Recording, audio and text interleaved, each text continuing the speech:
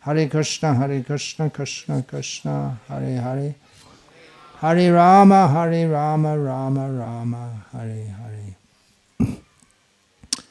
I'm going to talk on Vishnu Sahasranama.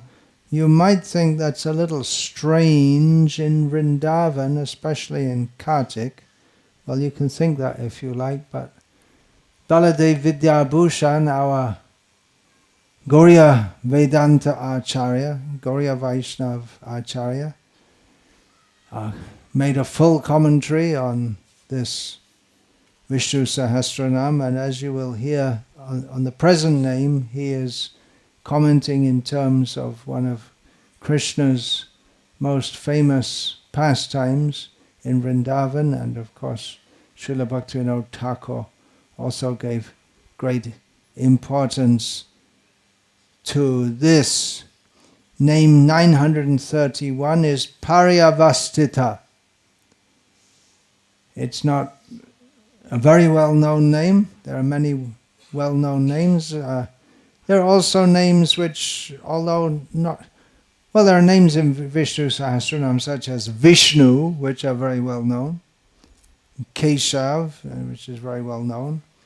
And there are other names which are not so well-known, but which you can understand the meaning of quite easily. Just like 3 names ago we had Rakshana. So I think you can more or less understand the meaning of that name if you know an Indian language. And just before this we had Jivana, which is also an easy to understand name. And just coming up after this is Anantarupa, which is an easy to understand name. But Paryavasthita, maybe if someone's a Sanskrit Pandit, they can tell us what it means. Otherwise, it's not such an easy name to understand. If you have to give your child a name, you may want to give a name like Rakshana or Jivana or Anantarupa, but if you gave the name Paryavasthita, it might seem odd, unusual. But it's a very sweet name actually, as we'll understand. Parya means, we can say in Hindi, pass me, just beside. And Vasthita gives the idea of being situated. So who's situated or standing beside us is Bhagavan. He's there with us. The first Sri Vaishnava commentator on Vishnu Sahasranama, Paryavasthita, has been explaining this series of names in terms of Gajendra Moksha, how Bhagavan delivered Gajendra. And also Baladev Vidyabhushan was explaining the same names in terms of Gajendra Moksha. But now Baladev Vidyabhushan has moved on to explaining the present series of names in terms of the Brahma Vimohana Leela here in Vrindavana, how Brahma was bewildered and tried to bewilder Krishna. Paryavasthita gives the meaning, and well, all the commentators, all the Vaishnava commentators give the meaning that, which is, once you understand he's standing there beside us, that means out of his affection, he's there with us. Paryavasthita, typical of the Sri Vaishnava Sampradaya, very much emphasizes in his commentary the affection and the affection of the Lord toward his devotees and the protection. So he gives the idea that this name indicates that he came very close, came right up to Gajendra. You might be a little careful if you're coming up to an elephant, especially if an elephant's in a disturbed state of mind. They can be quite dangerous. But Bhagavan came seeing him not as an elephant, but seeing him as a devotee. Prasha Bhattat quotes from Vishnu Dharma, Pritiman Pundari Kaksha Sharanagata Vatsalaha. So that's a very important term. Sharanagata Vatsala. He's very kind and protective to and affection toward those who have surrendered to him. Another Sri Vaishnava commentator quoting, this is V.V. Ramanujan, quotes from Tiruvayamoli and says that he's there with his bluish, gem-like bodily luster, very cooling. He comes to his devotees and he's with them inasmuch as he completely occupies their minds. Baladev Vidyabhushan gives the meaning that he's... Oh, I was saying about Brahma Vimohana Leela. I'm going a little ahead of myself there. No, he's also explained in terms of Gajendra Leela. He quotes also from Vishnu Dharma and says that same thing. He's right there with Gajendra. Vatsalya Bharena Gajendrasya Parita Stitatvad Paryavasthita, who's out of being filled with affection for Gajendra. He's right there beside him. Krishna Datta Bharadvaj says that with great concern for his devotee, Krishna is always ready to protect his devotee from harm. And he quotes in this regard from Srimad Bhagavatam, how the Lord is there with his devotee, right with him. And he gives the example of the protection of Parikshit, because we know that he moved, Bhagavan moved around the embryo to protect from the Brahmastra. Krishna Datta Bharadvaj quotes from Bhagavatam in this regard. Sriman Dirga Chatur Bahung Tapta Kanchana Kundalam Kshata Jaksham Gada Panim Atmana Sarvato Disham Pari Brahmantam Ulka Bam Brahmayantam Gadang Muhuhu Astra Teja Swagadaya Niharam Ivagopatihi Vidhamantang Sanikarshe Paryakshata Ka Ityaso. The Lord with his 4 hands, this is how Parikshit saw him, with 4 hands, earrings like molten gold, and eyes red with anger. Not at Parikshit, he's angry at Ashwatthama. He had the club in his hand, and he was moving around and around in all directions, around the embryo, whirling the club in his hand, just like whirling round and round a firebrand, and it appears to be like a moving circle. And in this way he nullified the effect of the Brahmastra held or sent by Ashwatthama.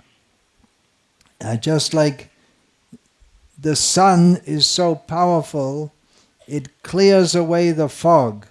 So the fog seems to be so powerful. Now I think at this season you'll start to get fog in Vrindavana. And even without fog, you have haze, right? There's haze from the building dust and all this kind of thing. So it's very, very powerful. What can you do to move the fog? What will you do? Call the meteorological department. What will they do? Call all the big experts. What can you do? You're saying fire, but the fire doesn't... You can build a fire, but it doesn't disperse the fog. But when the sun rises, Niharamiva Bhaskara, elsewhere in Bhagavatam, in a famous verse, we have that. we have that example that the sun rises and automatically dispels the fog. So in the same way, the Brahmastra, there's nothing to counteract it. But the Supreme Lord, by his presence, counteracted the Brahmastra. He was whirling around his club and moving around the embryo. So this is a very nice name. We generally think of God. In my Christian upbringing, we used to hear about God on high. He's very high. In Hindi, they also say Uparwala. He's up there somewhere. You stay up there. I'm praying for this and that. You send to me, and you just stay up there and don't bother me. Just give whatever I want. Uparwala.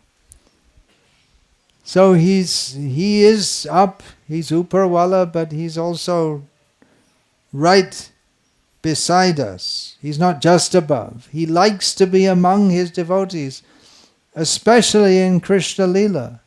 He's right there with the devotees. He doesn't climb on a big throne and say, here all of you, just do what I say, I'm God.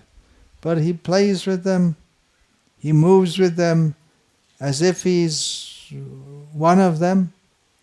And to us, the aspiring devotees, he assures again and again in Bhagavad Gita that I am with you, I am at your side, Paryavasthita, Ma Shuchaha, do not fear.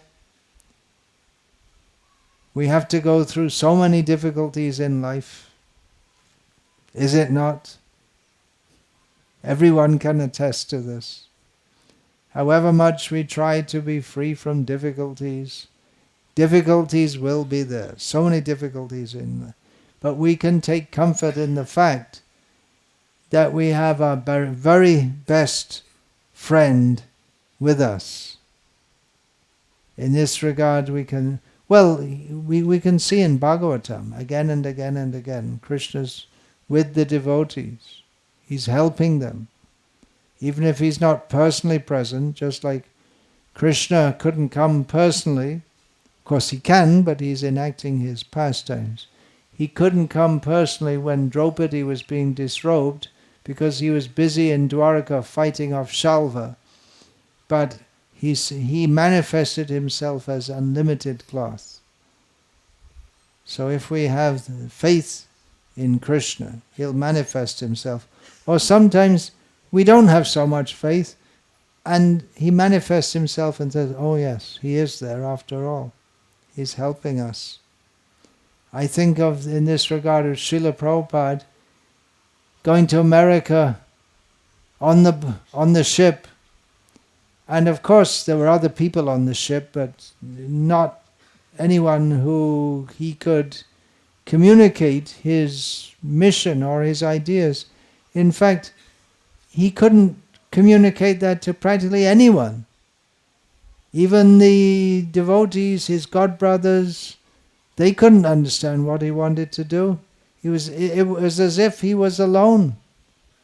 And he had heart attacks on the boat, but then in his dream he saw Krishna in his various avatars rowing the boat, saying, don't worry, I'm with you. So he's at our side. Antarbahishcha tat sarvam vyapya narayanastitaha. He pervades everything, in and out. He's there. He is there whether we accept it or not, but if we open our hearts to him, then we'll become aware that he's with us as our greatest friend. In the Madhva Sampradaya, they're quoting here from Vedanta Sutras. Sarvatra prasidhena deshat. He's everywhere, as stated in the Vedanta Sutras. He's fully everywhere in all directions. Again, coming to Krishna Lila, how he's everywhere, but he's right here with the devotees in Vrindavan. This refers to Krishna's pastime, which gives the name to this month, Damodar month, Kartik month, is meditated upon. So the meditation that Shukadev, Vyasadeva give us is of the Lord who is all-pervading, but he's right there in Vrindavan. Na chanta na bahir yasya. He has no beginning and no end, no outside and no interior. Na purvam na picha param. Purva parang bahischanta jagato yo jagatchayaha. Tang madvat majam avyaktam martya linga madhokshajam gopiko lukhale damna babanda prakritang yatha. Srila Prabhupada's translation. The Supreme Personality of Godhead has no beginning and no end, no exterior and no interior, no front and no rear. In other words, he is all-pervading. This is the most respectful Supreme Lord. Because he is not under the influence of the element of time, for him there is no difference between past, present and future. He exists in his own transcendental form at all times. Being absolute, beyond relativity, he is free from distinctions between cause and effect, although he is the cause and effect of everything. That unmanifested person who is beyond the perception of the senses. You see how he's building up this magnificent Bhagavan, so great, so mighty, avyakta, and impossible for us to grasp or understand. He's everywhere, he's in everything. And he's now appeared as a human child. And Mother Yashoda, considering him her own ordinary child, bound him to the wooden mortar with a rope. So he is everywhere. He is on high. He is the greatest. We don't deny that. But he's right there in Vrindavan and tied up by Mother Yashoda. And generally she always wants him to be by her side on her lap. But she ties him up and goes away. You see? The devotees, they like to think of Krishna always being with me. But Mother Yashoda, she also wants Krishna to be with her. But on this occasion, she didn't want to be next to Krishna. She wanted to leave him and go and to attend to the milk pot. How about that? She thought that going to the milk pot is more important than looking after Krishna.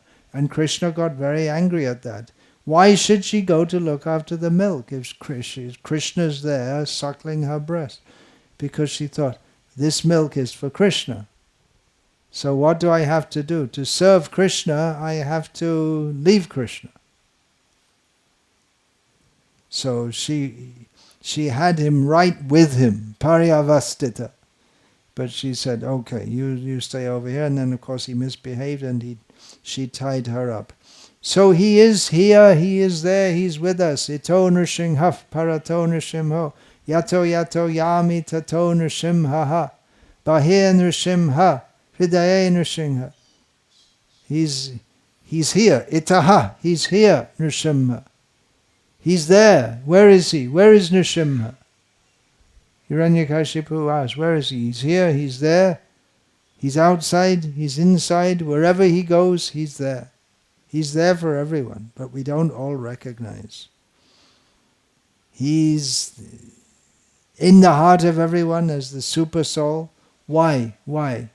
Why should he do that? Of course, we can't question why. He can do whatever he likes.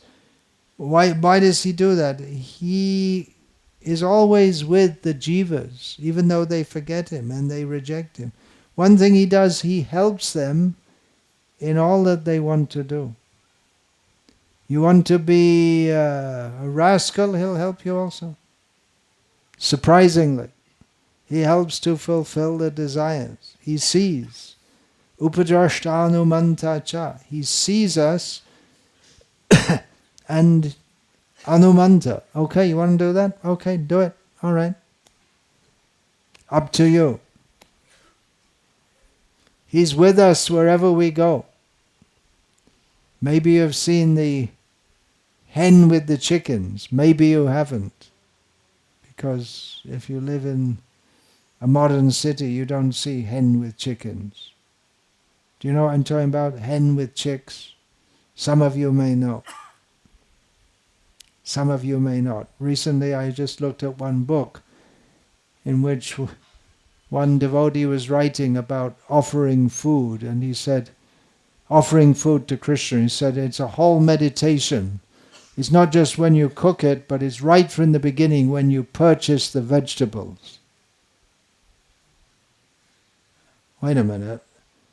His idea is that it begins with the purchase. Well, what about planting them in the ground, growing that didn't occur to him that you might actually grow the vegetables and then offer them to Krishna. But his idea is it begins with purchasing the vegetables. You see how much we're all victims of this city life.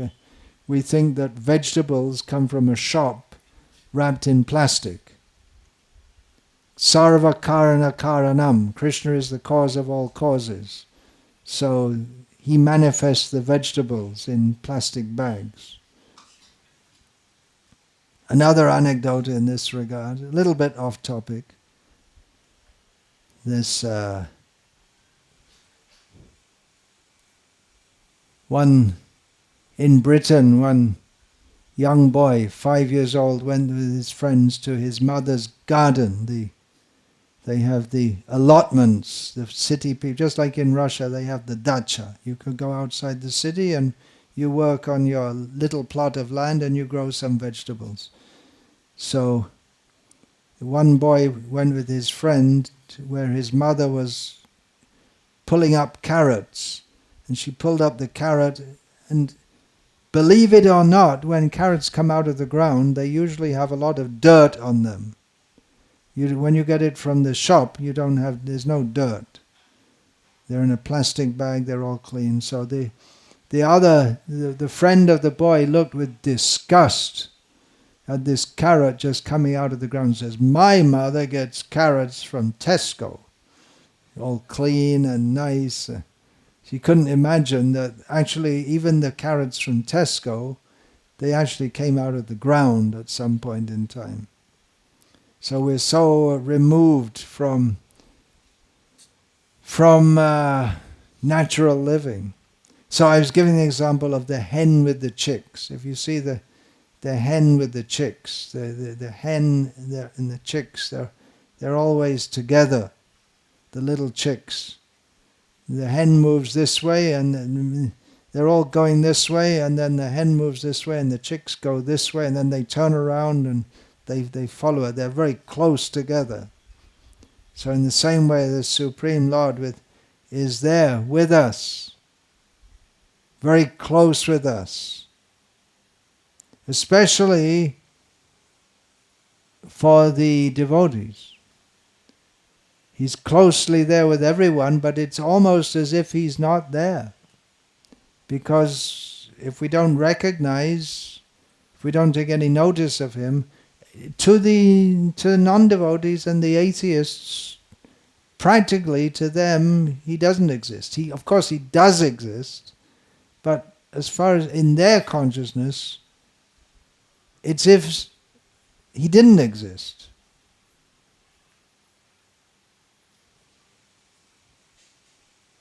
The idea that God is there is repulsive to them. No, I'm what's this God? I don't need any God. I can get on with my life as I like.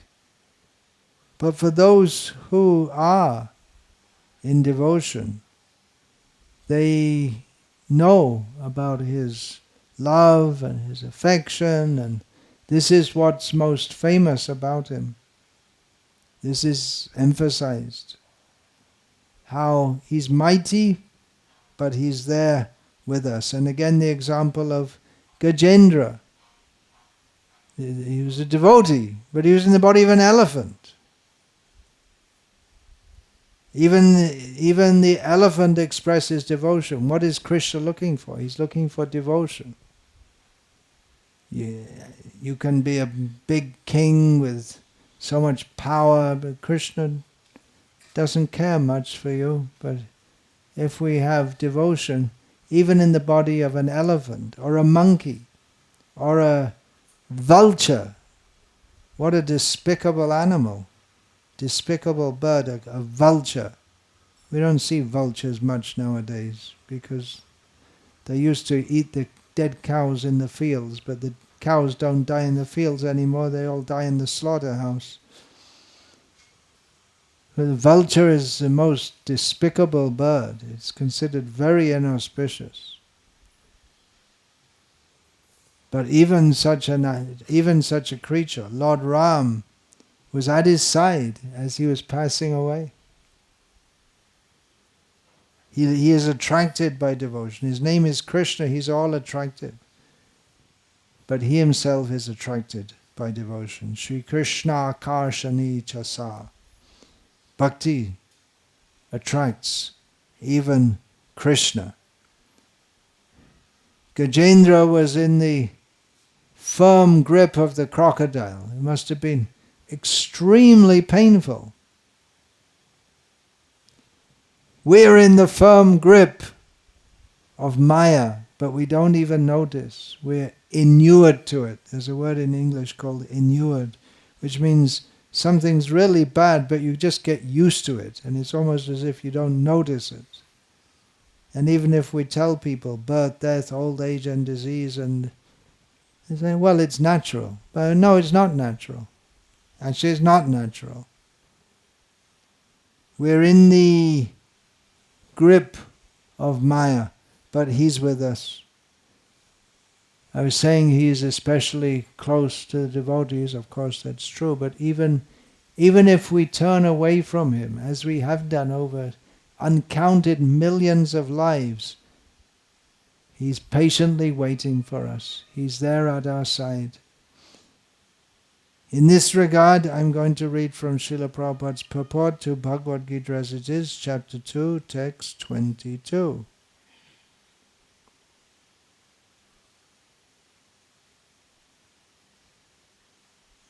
Srila Prabhupada writes, the Vedas, like the Mundaka Upanishad as well as the Shvetashvatara Upanishad, compare the soul and the supersoul to two friendly birds sitting on the same tree. One of the birds, the individual atomic soul, is eating the fruit of the tree, and the other bird, Krishna, is simply watching his friend. Of these two birds, although they are the same in quality, one is captivated by the fruits of the material tree, while the other is simply witnessing the activities of his friend.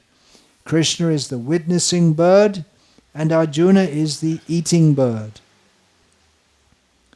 Although they are friends, one is still the master and the other is the servant. Forgetfulness of this relationship by the atomic soul is the cause of one's changing his position from one tree to another or from one body to another. The jiva soul is struggling very hard on the tree of the material body, but as soon as he agrees to accept the other bird as the supreme spiritual master, as Arjuna agreed to do by voluntary surrender unto Krishna for instruction, the subordinate bird immediately becomes free from all lamentations. Both the Mundaka Upanishad and Shvetashvatara Upanishad confirm this. Samane vriksho purusho nimagno nishaya shochati muhyamanaha jushtang yada pasyatyanyam isham asya mahimanam iti vita shokaha. Although the two birds are in the same tree, the eating bird is fully engrossed with anxiety and moroseness as the enjoyer of the fruits of the tree. But if in some way or other he turns his face to his friend, who is the Lord, and knows his glories, at once the suffering bird becomes free from all anxieties.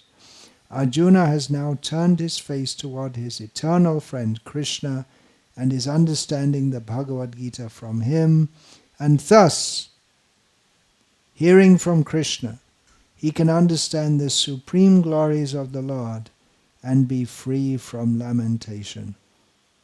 Shankaracharya's commentary on this is that Bhagavan pervades everything in the universe and is called thus Paryavasthita, which is not such a devotional commentary, but it's Shankaracharya. As I mentioned before, just 3 names before, we had Rakshana. He's our protector. So he's Paryavasthita. He's right there with us to protect us. Then the name just prior to this is Jivana. He sustains our life by being right there, sustaining us. The next name is Ananta Rupa. He takes innumerable forms to be with his devotees in various ways. He relates with his devotees. Hare Krishna. Vancha kalpa tarubhyascha kripa sindhubhya evacha patitanam pavanebhyo vaishnavebhyo namo namaha. Shantakaram bhajagasayanam padmanabham suresham vishwadharam gaganasadrisham Meghavarnang Shubhangam Lakshmi Kantam Kamalanayanam Yogi Vidhyana Gamyam Vande Vishnu Bhavabhaya Haram Sarvalokaikanaatam. Hare Krishna, that's it. So remember, Krishna is always with us. He's right there with us. Meditation on Krishna. Hare Krishna. This talk is finished, and I believe there's another one supposed to be coming up now, Mukunda Datta Prabhu. He's going to give a talk, is that right? Okay, so if there are any questions, comments, protests, speak now. Anyone like to ask any question about this?